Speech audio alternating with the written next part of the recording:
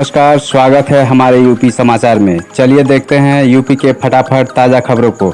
आप न्यूज़ को यूपी के किस क्षेत्र से देख रहे हैं, हमें कमेंट में अवश्य बताएं। साथ ही खबरों का अपडेट पाने के लिए हमारे चैनल को सब्सक्राइब जरूर करें, साथ ही बेल आइकन को प्रेस करें। तो चलिए बढ़ते हैं ताज़ा समाचार की ओर।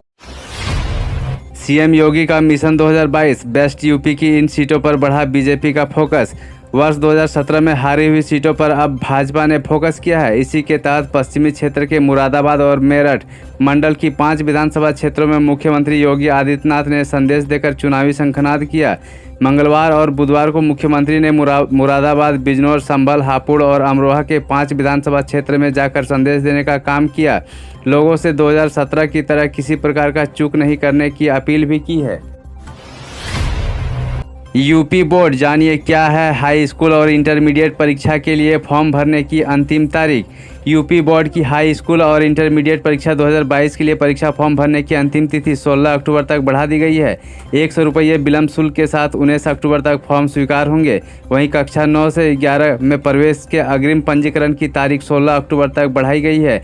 कोरोना के कारण फीस जमा न हो पाने के कारण एलएमबी सुरेश कुमार त्रिपाठी बोर्ड के अंतिम तिथि बढ़ाने की मांग की थी। इससे पहले 10वीं और 12वीं के परीक्षा फॉर्म का 9 से 11 के अग्रिम पंजीकरण की अंतिम तिथि 6 अक्टूबर तक थी। गोरक्षा, संस्कृत और संस्कृति की रक्षा को आगे आए धार्मिक संस्थाएं। सीएम योगी, मुख्यमंत्री योगी आदित्यनाथ ने सभी धार्मिक संस्थाओं से आह्वान किया है कि वे गोरक्षा, संस्कृत और संस्कृति की रक्षा के लिए आगे आएं।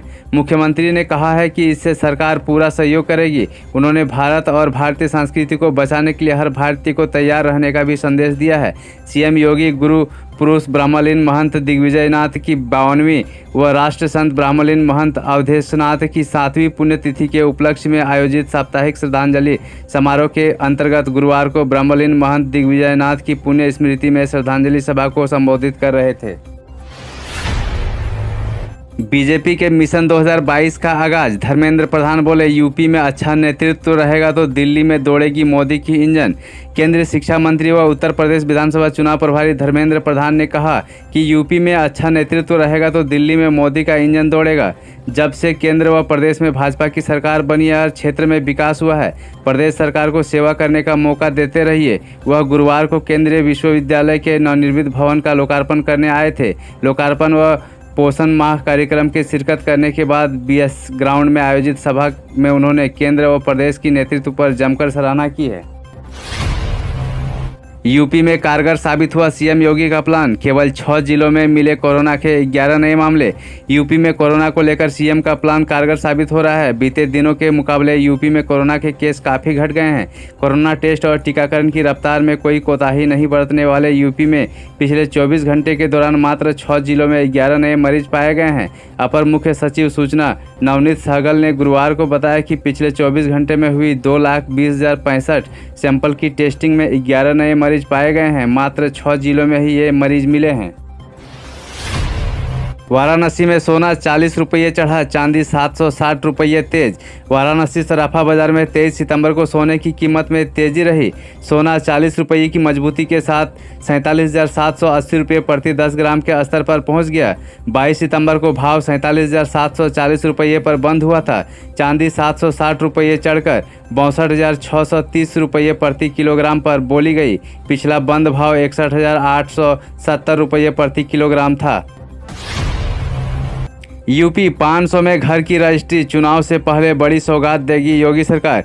यूपी सरकार गरीबों को सस्ते मकान के साथ साथ 500 रुपये में स्टाम्प पर रजिस्ट्री की सुविधा देने जा रही है। खास बात यह है कि यह लाभ नए के साथ साथ पुराने लाखों पड़े मकानों के आवंटन पर भी दिया जाएगा। आवास विभाग के प्रस्ताव पर उच्चाधिकारियों की बैठक में सहमति बन गई है और जल्द ही इस प्रस्ताव को कैबिनेट से पास कराने की तैयारी है। माना जा रहा है कि प्रदेश में अगले साल होने वाले विधानसभा चुनाव से पहले गरीबों को सरकार की ओर से यह बड़ी सौगात दी जाएगी। राज्य सरकार चाहती है कि आवास विकास परिषद और विकास प्राधिकरण के साथ ही निजी बिल्डरों द्वारा बनाए जाने वाले ईडब्ल्यूडी मकानों की रजिस्ट्री भी 500 रुपये के स्टाम्प पर ही करने की सुविधा हो। इस तारीख तक जारी हो सकते हैं परिणाम। ऐसे हो रहा है आपकी उत्तर पुस्तिका का मूल्यांकन। उत्तर प्रदेश में मार्च 2022 से पहले उत्तर प्रदेश अधीनस्थ सेवा चयन आयोग द्वारा 22,794 पदों पर भर्तियां निकाली जाएगी। इन भर्तियों में शामिल होने के लिए अभ्यर्थियों द्वारा प्रारंभिक पात्रता परीक्षा पीटी में उत्तीर्ण होना आवश्यक है। यूपीएसएससी द्वारा निकाली जाने वाली ग्रुप सी की भर्तियों में शामिल होने के लिए अभ्यर्थी को पीटी पास होना जरूरी होगा। राज्य में पीटी 24 अगस्त को आयोजित की गई थी और इसमें शामिल होने वाले अभ्यर्थी अभी अपने रिजल्ट का इंतजार कर रहे हैं। यूपी मुख्यमंत्री योगी ने पीएम मोदी के व्यक्तित्व और कृतित्व पर आधारित प्रदर्शनी का किया उद्घाटन। मुख्यमंत्री योगी आदित्यनाथ ने गुरुवार को लखनऊ स्थित भाजपा के प्रदेश मुख्यालय पर प्रधानमंत्री नरेंद्र मोदी के व्यक्तित्व और कृतित्व पर प्रधानमंत्री आधारित प्रदर्शनी का शुभारंभ किया। इस मौके पर यूपी के चुनाव प्रभारी कैबिनेट मंत्री धर्मेंद्र प्रधान, सह प्रभारी अनुराग ठाकुर व प्रदेश अध्यक्ष स्वतंत्र देव सिंह सहित कई भाजपा नेता और कार्यकर्ता मौजूद रहे। यूपी के 10 गांवों में अंधेरा, 36 घंटे से नहीं है बिजली। यूपी के 10 गांवों में पिछले 36 घंटे से बिजली नहीं है। इसको लेकर ग्रामीण खासे परेशान हैं।